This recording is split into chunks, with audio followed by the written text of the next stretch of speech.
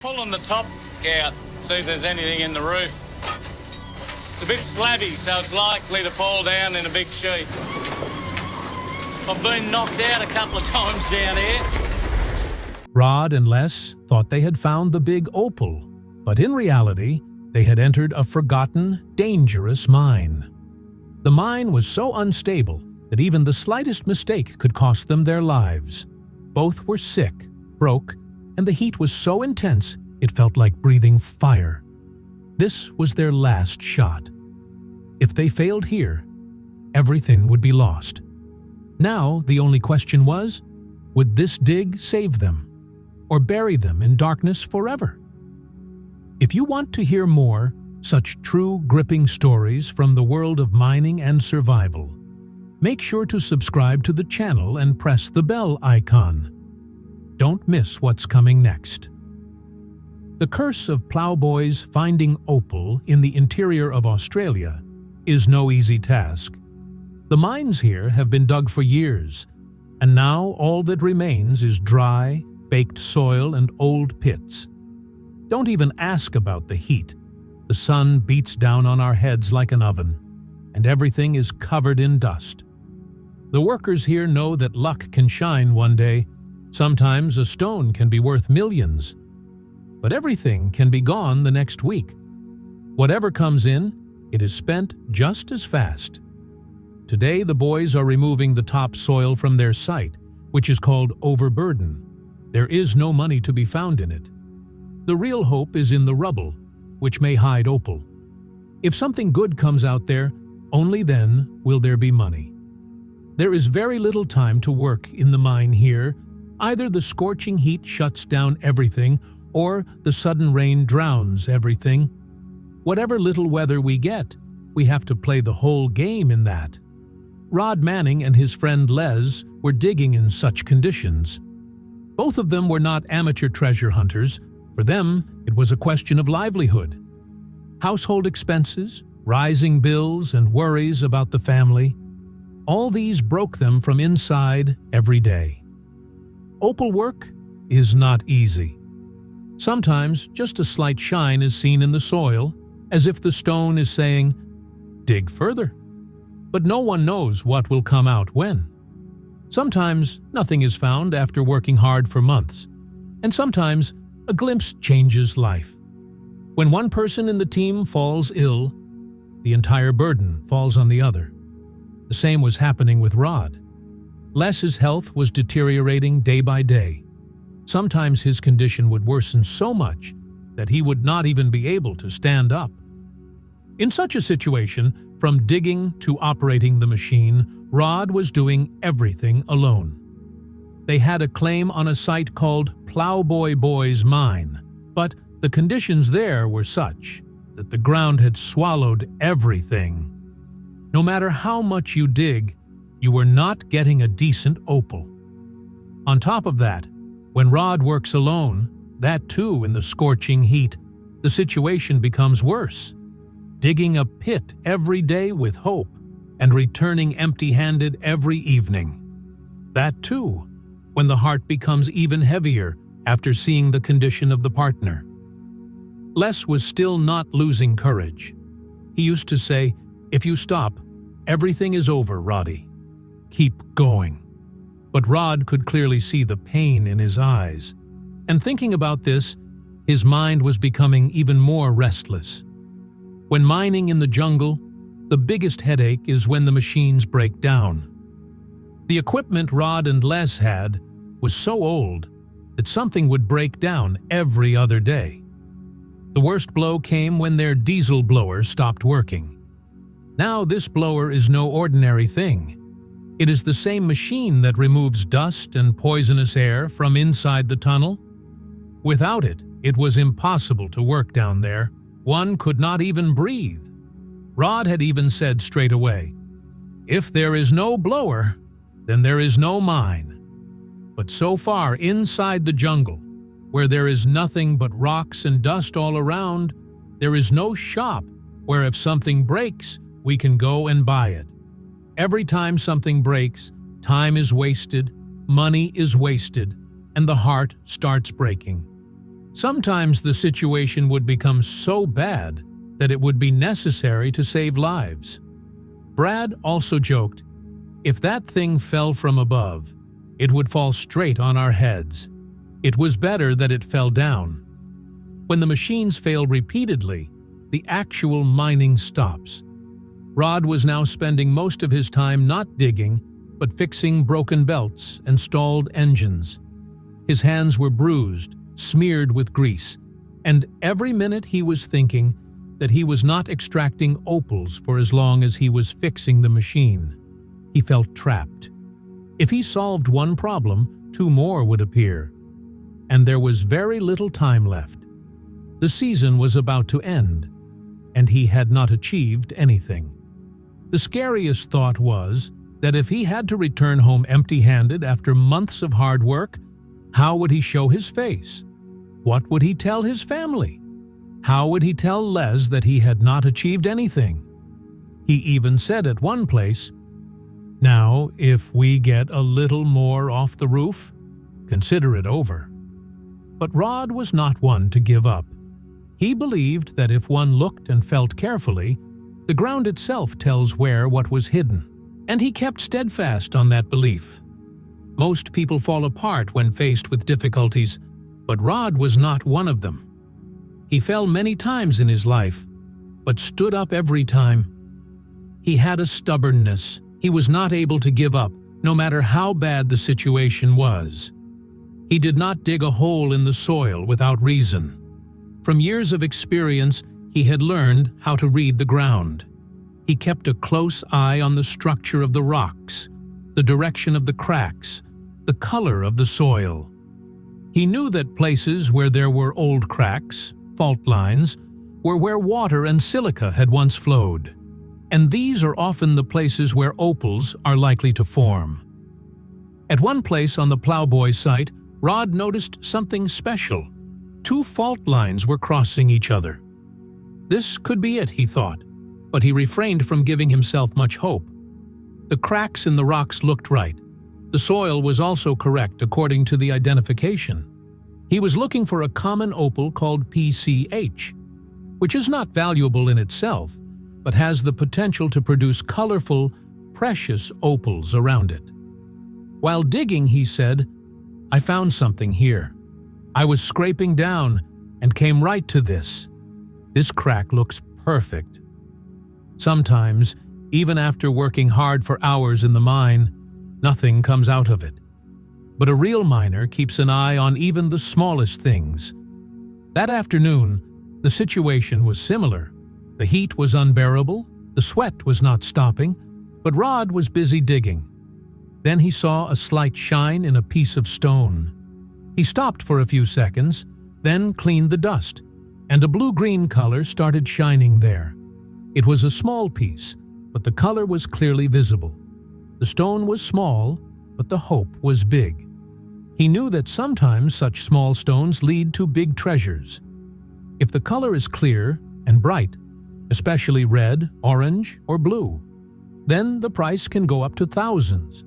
And if luck favors him more, then something like black opal or crystal opal is found, then a single stone can be worth lakhs. Now Rod started cutting that rock very carefully. Light strokes, because one wrong stroke and the whole stone could break and turn into soil. There was only one question running through his mind. Was this just another deception?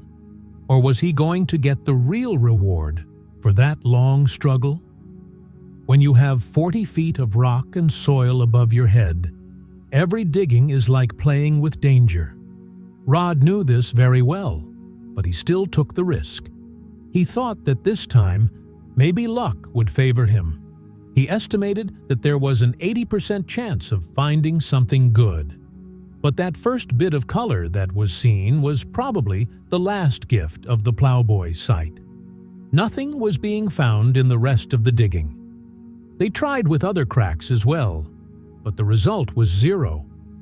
Hopes were diminishing every day. Rod's worry was clearly growing in his mind. If something big was not found soon, the team could even break up. Thinking about what would happen to Les, his heart became even heavier.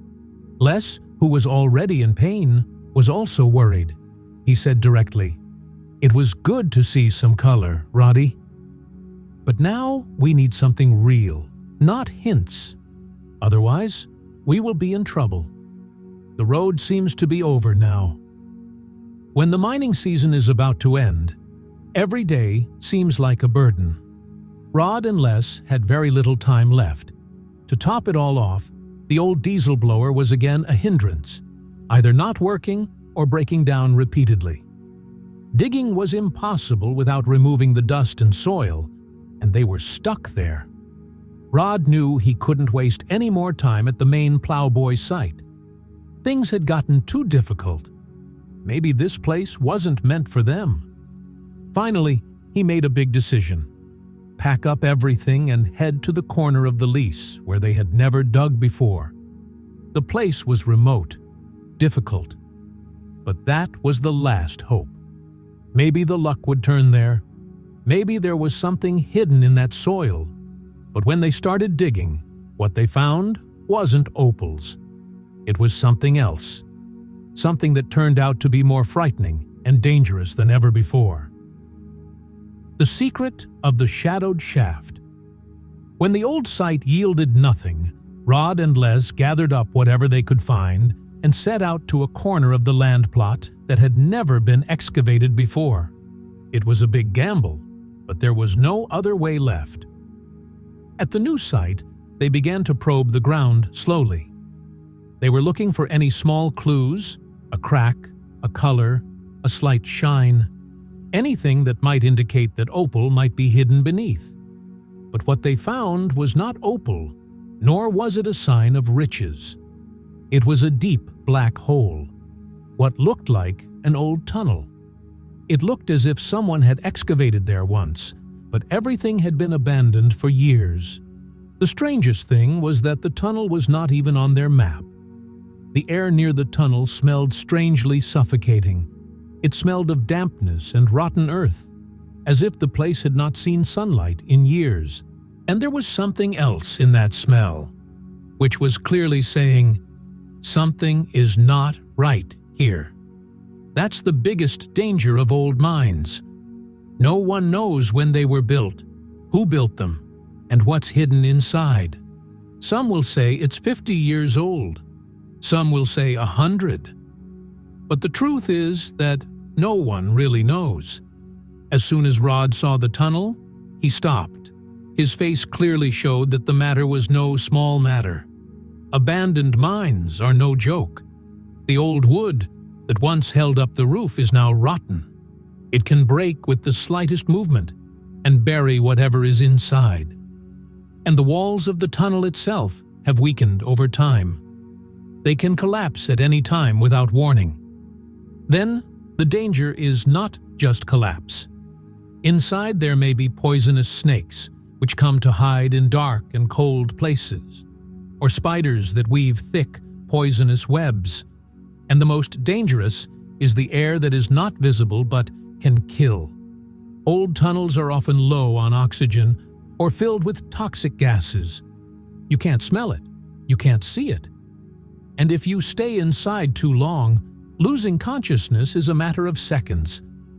When there is no way out, one looks where there was no hope. It was such a time for Rod and Les. The digging season was about to end. The money had run out, and Les's health was deteriorating day by day. When the old closed tunnel came into view, it was fear, of course, but it also raised a question. Could it be that the old miners had left something behind? Could it be that a large opal vein was just a few steps ahead, and no one had noticed it before? Maybe the people who had dug the tunnel had to leave early for some reason. Maybe their luck gave out, and the treasure was left behind. Rod's mind was in a state of turmoil. Fear and hope were going on together. He said softly, "We have to go a little further, remove a little more from the roof, so that the work can be done clearly. I think it is best that no stone has fallen from the roof so far." The heat outside was unbearable. but the chill that ran through the spine of the road as I stood in front of that tunnel was completely different from the heat. There was something inside, which was hidden till now. This place did not look like a normal excavation site. Neither the soil nor the air were the same. There was a strange silence in the air, as if this place had been waiting for someone for many years. Old miners often talk softly about places, which are neither recorded on maps nor in any records. Maybe this was an old abandoned tunnel. Maybe some forgotten place where there could be treasure or danger. Rod and Les had faced a lot before in Outback Opal Hunters, broken machines, burning heat, and many times returning empty-handed. But this was something different. In a tunnel where no map is available, the danger increases 100-fold. Rod was staring at that deep, dark hole. His heart was beating fast. Every danger was standing in front of him. Behind, Les was standing tired, leaning on their old car. His face was covered with dust and sweat, but there was still that old courage in his eyes. Les spoke in a slow, heavy voice. "Look, Rhodey, we can't turn back after coming this far. That too, just out of fear of the dark. But yes, what's in front of us looks older than my grandfather's old underwear. If we have to go, we'll have to go carefully." We'll have to go carefully. It was easy to say, but in reality, it was something else. Then he added one more thing slowly. "And yes, this time take out a little more for us too. This season is very important, Rhodey. This time I have decided we'll send off that old man the way he should go." Most people who watch TV shows have no idea how dangerous Australia's old opal mines are. There are millions of holes, large and small, scattered across Lightning Ridge, Coober Pedy, and other areas, many of them hundreds of years old. Most of them were dug without any plan or safety. No map, no permit, just a shovel, a little hope, and a lot of compulsion. Many of the holes are now hidden under weeds and dust, so deep that someone could fall in them without being noticed. Entire vehicles can sometimes be trapped in them. They are silent, killing traps, just waiting for a mistake. Rod knew all of this firsthand. Every miner has heard the horror stories. Some people disappeared, were found days later, and some were never found at all. The show rarely touches on these details because reality weighs more, and the cameras can't show everything. The most important thing to do before going down a mine is to check the air. Rod knew that well.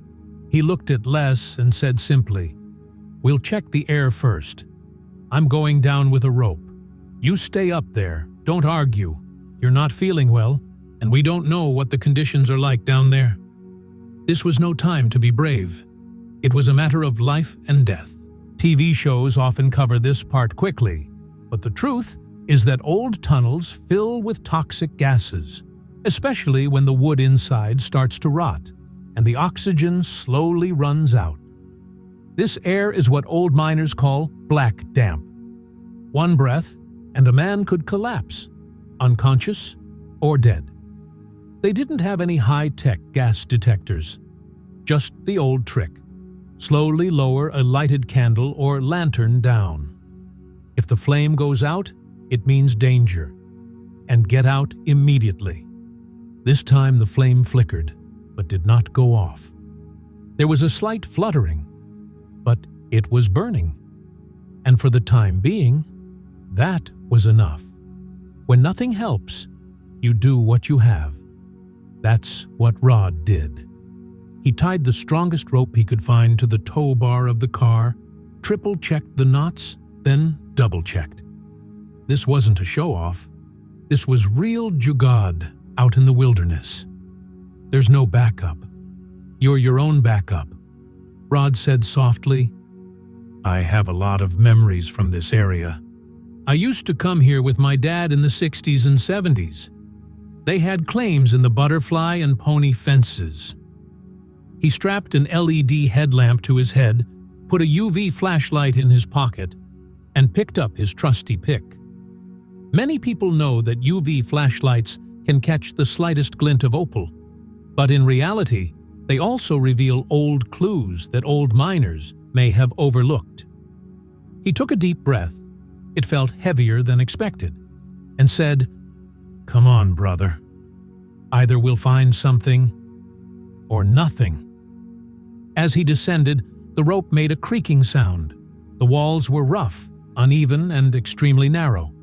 Loose stones fell beneath his shoes, and each sound echoed through the tunnel. Each echo gave him goosebumps. As Rod descended, the air grew colder. It was damp. It smelled of earth and rust.